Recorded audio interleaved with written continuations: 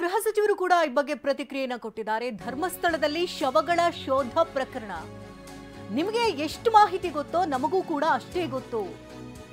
ಇನ್ನು ಈ ಪ್ರಕರಣ ತನಿಖೆಯ ಹಂತದಲ್ಲಿ ಇದೆ.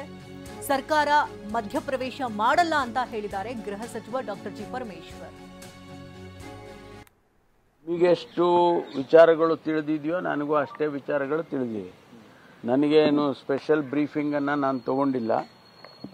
ಯಾಕೆಂದರೆ ಇದು ಅಂತಿಮ ಆಗಲಿ, ಯಾರು ಇದರಲ್ಲಿ ಇಂಟರ್ಫಿಯರ್ ಆಗೋದಾಗಲಿ ಅಥವಾ ಯಾರು ಇದರಲ್ಲಿ ವಿಚಾರಗಳನ್ನು ಡೈವರ್ಟ್ ಮಾಡೋದಾಗಲಿ ಇಂಥವೆಲ್ಲ ಆಗಲೇಬಾರ್ದು ಅಂತೇಳಿ ನಾವು ಅವರಿಗೆ ಫ್ರೀ ಹ್ಯಾಂಡ್ ಕೊಟ್ಟಿದ್ದೀವಿ.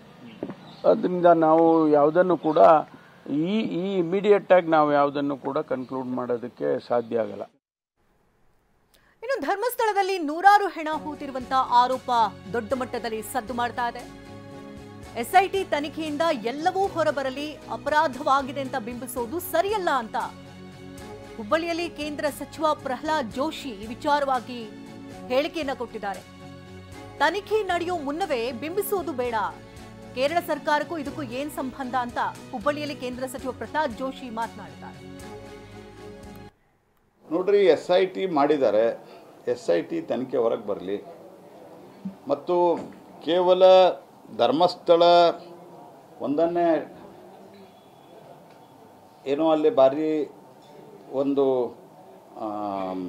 ಅಪರಾಧ ಆಗಿದೆ ಅಂತ ಮೊದಲ ಬಿಂಬಿಸು ಸರಿಯಲ್ಲ. ನೀವು ತನಿಖೆಗೆ ಆರ್ಡರ್ ಮಾಡಿದರೆ ವೇಟ್ ಮಾಡಿರಿ, ತನಿಖೆ ರಿಪೋರ್ಟ್ ಬರಲಿ, ತನಿಖೆ ರಿಸಲ್ಟ್ ಬರಲಿ.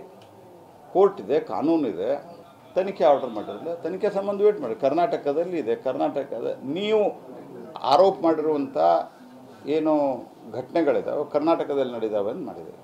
ಕರ್ನಾಟಕದ ತನಿಖಾ ವ್ಯವಸ್ಥೆಯಲ್ಲಿ SIT ಮಾಡಿದ್ದೀರಿ.